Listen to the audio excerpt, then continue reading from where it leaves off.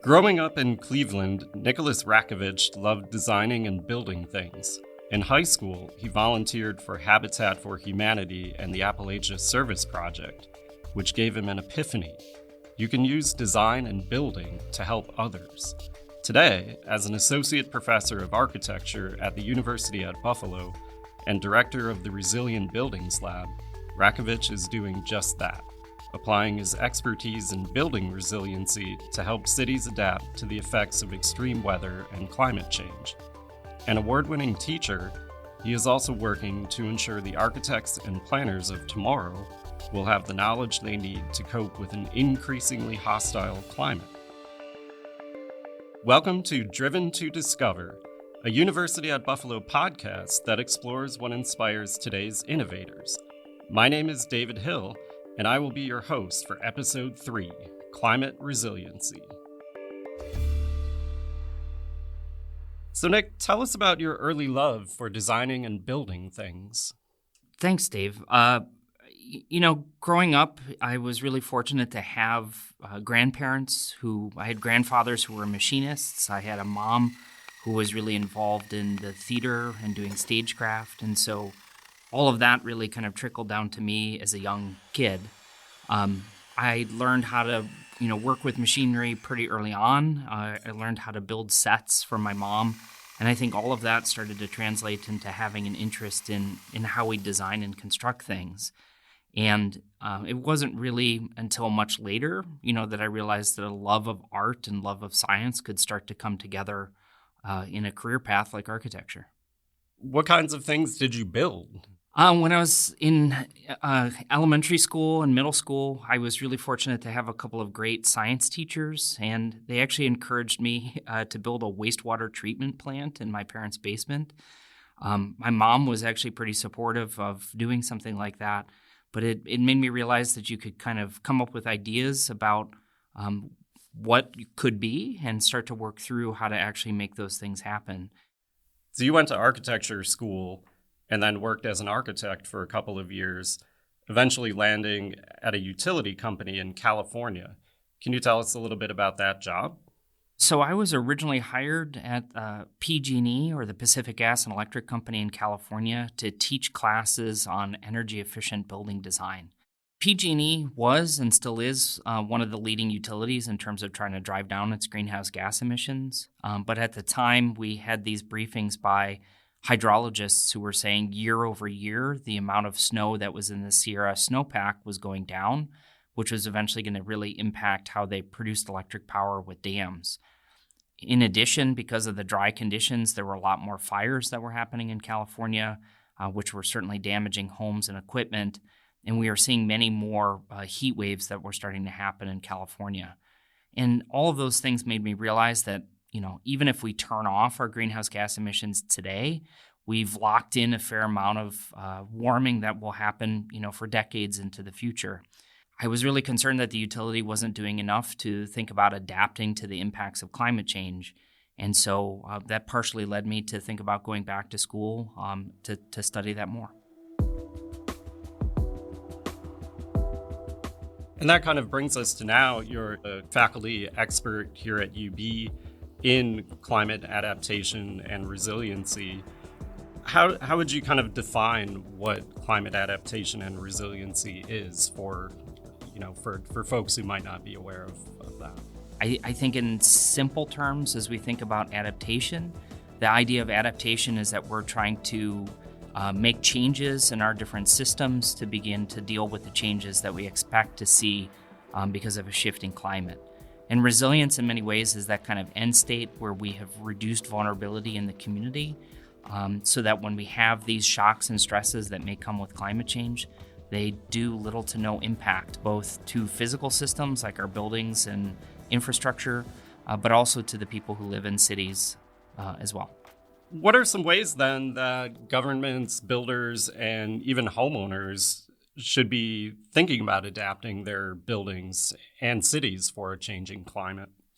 So it's a great question. I think it really depends on where you live. So if you live on the west coast of the United States, you may be facing more wildfires or drought.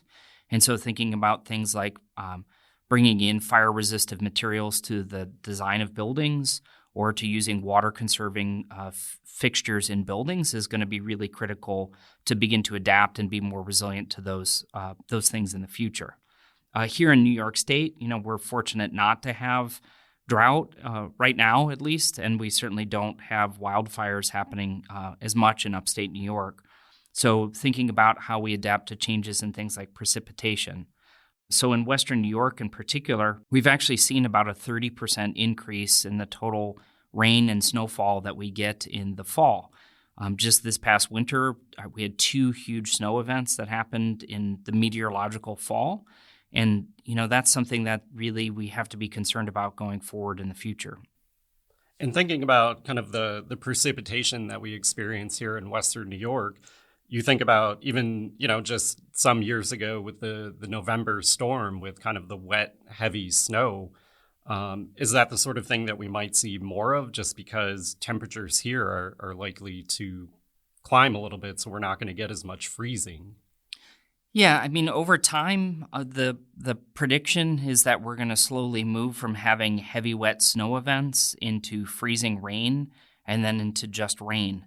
But just with the blizzard that we had this past December, when you get 50 or 60 inches of snow, that translates to 5 or 6 inches of rain. And so that type of rain event could actually cause a significant amount of flooding in our cities and cause damage to our infrastructure. Other things, that I'm really personally worried about is if we start to have more freezing rain events like the October surprise that we had about a decade and a half ago. That left tens of millions of dollars worth of damage and plunged people into not having power for days to weeks. And so these are all the kinds of things that we really need to start to think about. It's hard to think about in the wintertime, but we're also going to see higher heat events in the summertime. So we've started to see some heat waves that last 5, 6, 7 days. And in a place like Buffalo, where a lot of people still don't have air conditioning, that really can lead to significant negative health outcomes.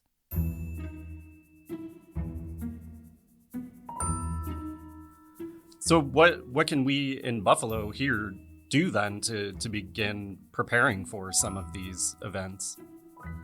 Some of my favorite things are what are called nature-based solutions. So those are things like planting trees, doing things like creating areas for water to actually recharge back into the soil.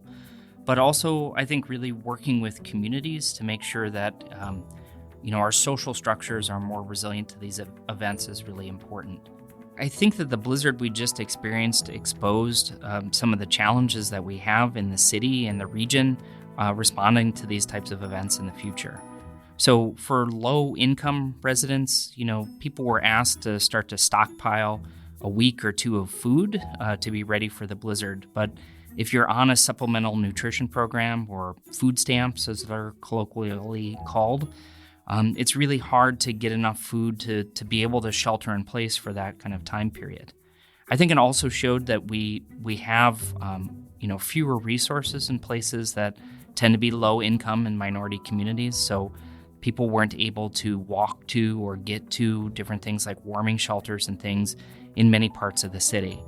And as we plan for these things in the future, thinking through not only what people need on a personal level, but also what we're doing regionally is going to be really important to not have deaths that come from these types of storms.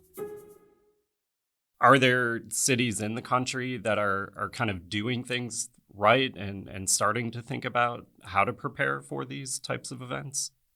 So I don't want people to get the impression that Buffalo and Western New York aren't doing things to begin to prepare for this, but I think sometimes there's a feeling that we're sheltered from a lot of the major events that we're seeing out west, so we're perhaps not being as aggressive as we could be. But that is to say also though that like Erie County is actually putting together a climate plan right now that is really looking at some of these different resilience issues, and I'm hopeful in the next year or so that as that gets rolled out, it'll be something that communities can look to begin to increase their own preparedness. Other places in the region that I think are doing it right, our sister city in many ways, Cleveland, Ohio, actually had a very aggressive climate action plan that also looked at equity and resilience. The thing that I think they did really well is they asked people who were participating in that process to first do racial equity training so that they grounded the discussion in issues of racial equity and had to think through those issues as part of that overall design of the plan. The city of Ann Arbor recently passed a millage, so they're increasing their property taxes by about $7 million a year total to begin to fund some of their climate greenhouse gas emission reductions and also adaptation programs. And I think in the future, as we start to think about wanting to prepare our buildings, prepare our cities for that, having those additional sources of income are going to be really important for cities to tackle this in a meaningful way.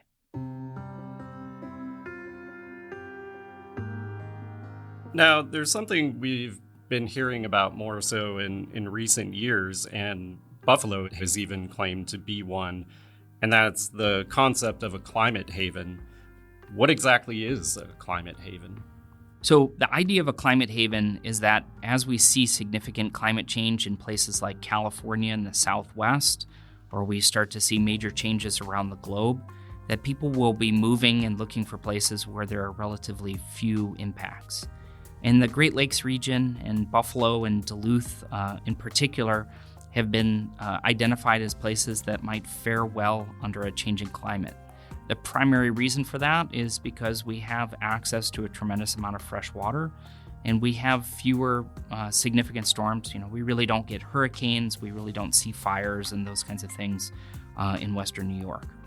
The idea that, more people will be moving here is an idea that I think has excited a lot of city, county, regional officials as they try to think about ways to encourage people to move back to where we live.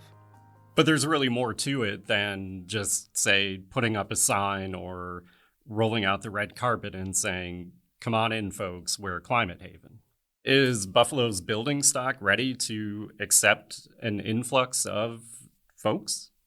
Not by any stretch of the imagination. So Buffalo actually has the oldest building stock in the United States, as estimated by the U.S. Census. Many houses have asbestos insulation on pipes, or they have lead paint still in the walls, or just very simply, they have no insulation in the houses at all, which expose people to a wide range of temperatures. So getting into these houses and getting the lead paint out, getting that lead exposure out, removing harmful chemicals like asbestos, but also insulating and weatherizing these homes for a future climate is going to be really critical for Buffalo to be set up as a climate haven in the future. So is that the kind of work that you're doing in the Resilient Buildings Lab? In large part, on the research side, we're definitely looking at some of these issues to do modeling or other types of studies to understand how we need to adapt our buildings to make them more resilient. But one of the things that I'm actually most excited about is that we also do a lot of work with community organizations. So Push Buffalo, which stands for People United for Sustainable Housing, we have a great partnership with them going back several years where we're trying to develop workforce education and training to set up the next generation of people who will actually work on making these buildings more resilient to climate change. One project that we're actually working on right now involves a number of our students. So Push Buffalo actually has 6 houses that are on the west side of Buffalo, and these houses have been vacant for a number of years.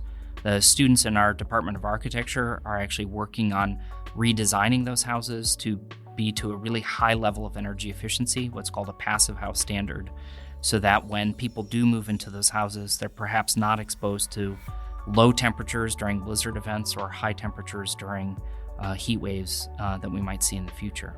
And so that's really rewarding for me because, these are the students who are going to be dealing with climate change as one of the primary issues in their careers. And by building partnerships with community organizations like that, they're learning how to work within the community itself, but also, how to make Buffalo stronger, both physically and socially. This has been great, Nick. Thanks so much for taking time and joining us. Thanks for having me. I really appreciate the opportunity to share some of the work that we're doing.